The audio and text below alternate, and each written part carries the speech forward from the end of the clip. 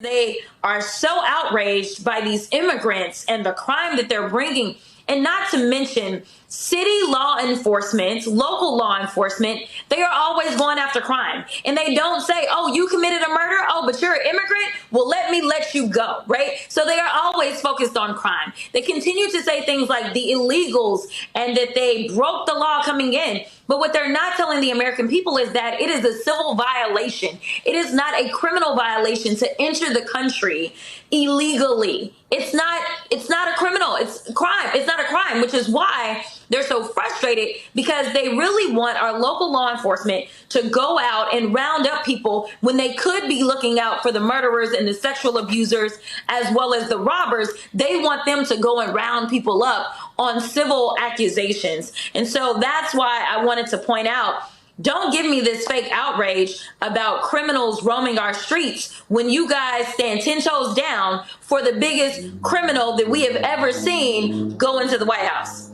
You know, I got less than a minute, and Congresswoman, you always have a message, and a strong one, that you deliver. It is not a criminal violation to enter the country illegally.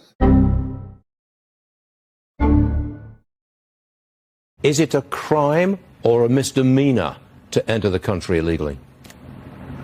It's a crime to enter the country illegally on Title 8, United States Code 1325, and it's really pathetic that any member of Congress don't understand what the law says. They wrote the law. They enacted the law. It was signed by the president. It's a criminal violation to enter the country illegally. If you've entered it prior, it's a felony.